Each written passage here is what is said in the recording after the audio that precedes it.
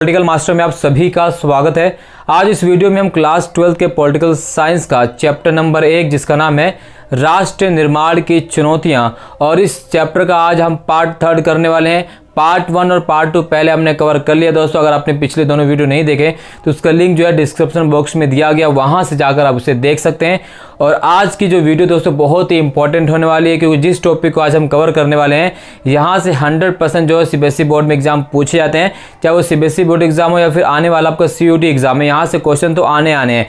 सो चलिए इस वीडियो को शुरू करते हैं और एंड तक जरूर देखिएगा, और मैं आपको गारंटी देता हूँ कि वीडियो में बहुत मजा आने वाला है, इस टॉपिक पर बहुत मजा आने वाला है। और एक बार आपने इसे समझ लिया तो जिंदगी भर आपको इस टॉपिक को दोबारा कोई भी वीडियो और कोई भी चीज पढ़ने की आवश्यकता नहीं होगी। तो चलिए बात कर लेते हैं राज्यों का पुनर्गठन। अब हमें राज्यों के पुनर्गठन की आवश्यकता क्यों पड़ी, यानी दोबारा से राज्यों के गठन करने की आवश्यकता क्यों पड़ी।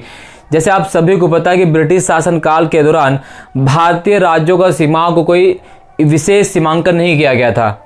मसलन अगर जिस राज्य पर ब्रिटिश सरकार का कब्जा हो जाता था तो वो राज्य ब्रिटिश सरकार के अधीन हो जाता था, या जिस राज्य पर जिस क्षेत्र पर रजवाड़ों का रियासतों का कब्जा होता था वो उसके अधीन हो जाते थे।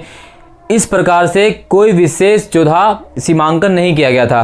क्योंकि अब भारत देश आज़ाद हो चुका था तो हमें एक ऐसे राज्यों का समूह चाहिए था, क्योंकि हमने संघवाद को अपनाया था आर्टिकल 1 के तहत। आपको पता है कि भारत राज्यों का संघ है, तो हमने संघवाद को अपनाया और संघ में सभी राज्यों को साथ लेकर चलने की क्या कह सकते हैं, चलने का पूरा अधिकार होता है। तो इसको लेकर हमने राज्यों को पुनर्गठन करने की आवश्यकता पड़ी। बट राज्यों का पुनर्गठन इतना आसान नहीं था जितना हमें जान पड़ता है, और जितना हम इसके बारे में जानते हैं उतना आसान राज्यों को पुनर्गठन करना नहीं था जितना, जैसे आप सबको मैंने पहले टॉपिक में बताया कि किस प्रकार से भारतीय रजवाड़ों को भारतीय रियासतों के बाद में विलय किया गया, उससे कहीं ज़्यादा कठिन ये था कि हम राज्यों को सीमाओं का सीमांकन कैसे करें। तो भारतीय प्रांतों की आंतरिक सीमाओं को तय करने की चुनौती हमारे सामने सबसे बड़ी थी, और ये चुनौती मुंह बाए खड़ी हुई थी कि कैसे हम सीमाओं का सीमांकन करेंगे। अब चूंकि राज्यों की सीमाओं का सीमांकन करने के लेकर अंग्रेज जो माफ कीजिए कांग्रेस द्वारा भाषा के आधार पर राज्यों को पुनर्गठन करने का वादा कांग्रेस ने अपने नागपुर अधिवेशन में कर लिया था। यानी 1920 में कांग्रेस का एक नागपुर अधिवेशन होता है, और उस अधिवेशन में कांग्रेस ने ये तय किया, ये वादा किया कि हम जो है भाषा के आधार पर राज्यों का गठन करेंगे। अब चूंकि भारत आज़ाद हो चुका है, अब हमें राज्यों को पुनर्गठन की आवश्यकता थी। तो ये जो भाषा के आधार का जो जिन 1920 में निकाला गया था, उसमें यह तय कर दिया गया था कि भाई आने वाले समय में हम भाषाओं के आधार पर जो राज्यों का निर्माण करेंगे। तब की परिस्थिति कुछ और थी, लेकिन अब भारत आज़ाद हो चुका है, अब की परिस्थिति कुछ और थी। तो ऐसे में भाषाओं के आधार पर राज्यों का निर्माण करना बहुत ही कठिन था। अगर हम भाषा के आधार पर राज्यों का निर्माण करते तो पूरे भारत में ना जाने कितने राज्य हो जाते। जैसे आपको पता ही है कि भारत में हर कोस पर क्या होती हैं, भाषाएं बदलती हैं, इतनी सारी बोलियां, इतनी सारी विविधताएं, और अगर हम एक एक करके भाषाओं के आधार पर राज्यों का निर्माण करते तो पूरे भारत में हजारों की संख्या में राज्य हो जाता। और इतना बड़ा भारत है और इतने बड़े राज्यों का समूहीकरण करना, उनका सहयोग करके शासन चलाना बिल्कुल भी सही नहीं था। और हम इसीलिए हमने क्या चुना कि आज़ादी और बंटवारे के बाद की स्थितियां बदली, और अगर भाषा के आधार पर प्रांत बनाए गए तो अव्यवस्था फैल सकती थी।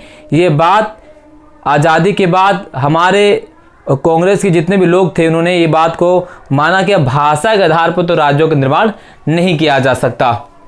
अब 1920 में लिए गए कांग्रेस के इसी डिसीजन को लेकर मद्रास में दक्षिण भारत में भाषा के नाम पर राज्यों का गठन करने की मांग तेज हो जाती है। अब क्या होता है, मद्रास जिसमें तमिलनाडु और आंध्र प्रदेश या आज वर्तमान के कर्नाटक में कुछ इलाके शामिल हैं, ये आंध्र प्रदेश से अलग राज्य के लिए आंदोलन चलाया गया। उनका मानना था कि भाई आंध्र प्रदेश के नाम से एक अलग राज्य होना चाहिए। क्यों होना चाहिए? क्योंकि यहाँ पर आंध्र प्रदेश में जो लोग भाषा बोलते हैं उनकी भाषा क्या है, वो अलग है, वो तेलुगु भाषी है। इस मद्रास प्रांत को अलग करना चाहते थे, ठीक है, अलग प्रांत के नाम नहीं, मद्रास प्रांत को आंध्र प्रदेश के नाम से एक अलग प्रांत बनाने की मांग उठ रही थी। क्यों? क्योंकि वहाँ पर अधिकतर लोग जो बोलते थे वो तेलुगु भाषा बोलते थे, और तेलुगु भाषा के नाम पर अलग राज्य बनाने की जो मांग थी और जो इसका आंदोलन था काफ़ी तीव्र हो गया था। आंदोलन इतना ज़्यादा तीव्र था कि वहाँ पर कांग्रेस के गांधीवादी नेता थे। गांधीवादी नेता का नाम क्या है? पोटी श्रीरामुलु, ठीक है। गांधीवादी नेता थे और उन्होंने भाषा के आधार पर राज्य निर्माण को लेकर जो आंदोलन करा, आमरण अनशन किया और 56 दिनों की भूख हड़ताल के बाद जो है कांग्रेस के जो गांधीवादी नेता थे उनका देहांत हो जाता है। और जैसे इनका देहांत हो जाता है पूरे तमिलनाडु में, पूरे मद्रास में जो है हिंसक प्रदर्शन होने लगे और मजबूरन इसी प्रदर्शन को बचाने के लिए, दबाने के लिए मजबूरन जो है प्रधानमंत्री को दिसंबर 1952 में आंध्र प्रदेश के नाम से राज्य का निर्माण करना पड़ा। यानी दिसंबर 1952 में भाषा के आधार पर आंध्र प्रदेश का गठन करने के लिए विवश होना पड़ा भारतीय प्रधानमंत्री पंडित नेहरू जी को।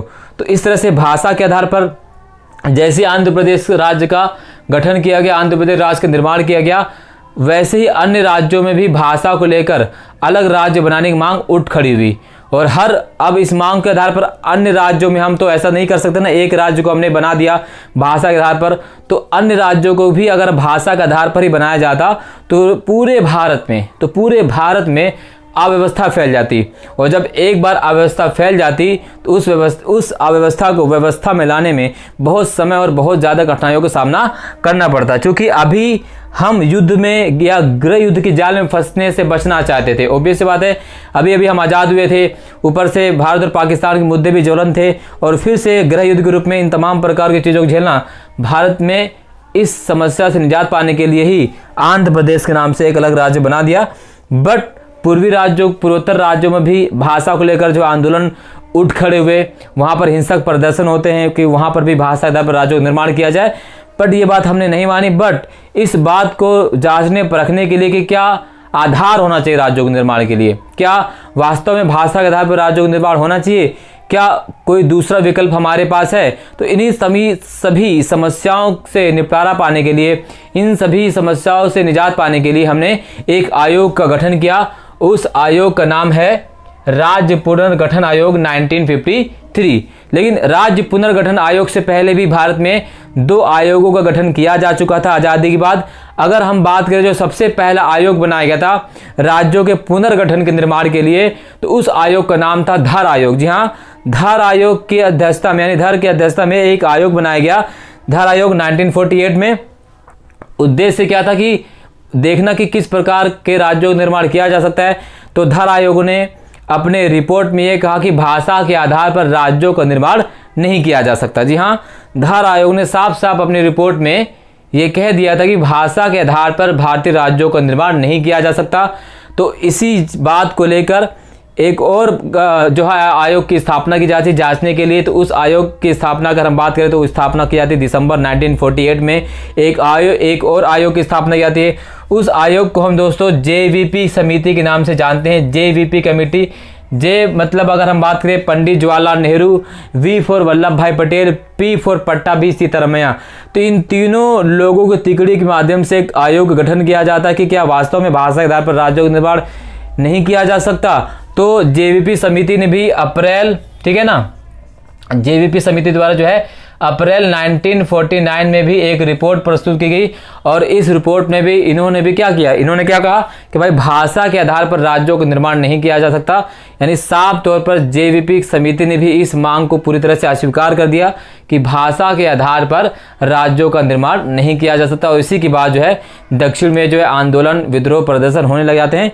और उससे पहले की सारी घटना मैंने आपको बता दिया कि किस प्रकार से आंध्र प्रदेश राज्य का अलग भाषा के नाम से जो गठन किया जाता है। और जैसे आंध्र प्रदेश का गठन होता है भाषा के नाम पर, बाकी पूर्वोत्तर राज्यों में भी भाषा को लेकर जो है आंदोलन शुरू हो जाते हैं कि वहाँ में भी भाषा के आधार पर नए राज्य चाहिए। और इसी को समझने के लिए 1953 में जो है राज्य पुनर्गठन आयोग की स्थापना की जाती है। उद्देश्य क्या था इसका, राज्यों की सीमाओं का सीमांकन करना। तो ये जो राज्य पुनर्गठन आयोग है दोस्तों, राज्य पुनर्गठन आयोग को एक नाम से जाना जाता है, उसे हम कहते हैं फजल अली आयोग। ठीक है, फजल अली आयोग के नाम से जाना जाता है। जो फजल अली आयोग थे वो सर्वोच्च न्यायालय के पूर्व न्यायाधीश से, चीफ जस्टिस ऑफ इंडिया थे।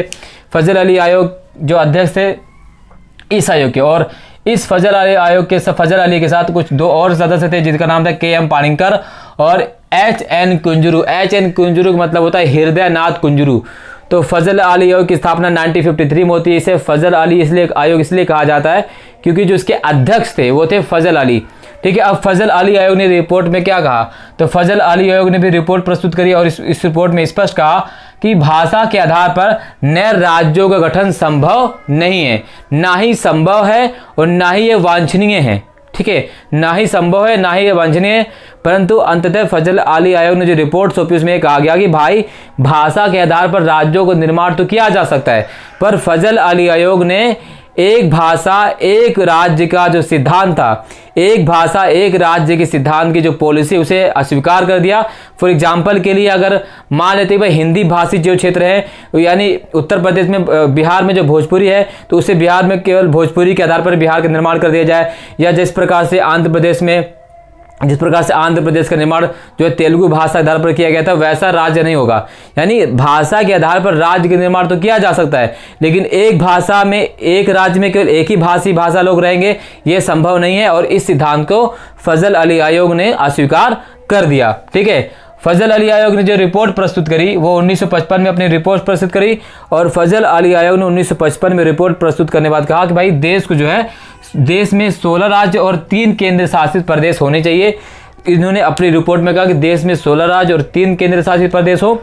लेकिन जब नवंबर में राज्य पुनर्गठन आयोग को लागू किया गया सोचने समझने के बाद, तो भारत में 14 राज्य और 6 केंद्र शासित प्रदेश की स्थापना की जाती है। तो याद रखना, राज्य पुनर्गठन आयोग जब लागू किया गया तो भारत में कितने राज्य थे? 14 राज्य और 6 केंद्र शासित प्रदेश। जबकि फजल अली आयोग ने जो अपनी रिपोर्ट सौंपी थी उसमें उन्होंने 16 राज्यों की मांग करी थी और 3 केंद्र शासित प्रदेश बनाए जाए, उन्होंने अपनी रिपोर्ट में कहा था। लेकिन जब राज्य पुनर्गठन आयोग 1956 में लागू किया गया तो 14 राज्य और 6 केंद्र शासित प्रदेश भारत में मौजूद थे।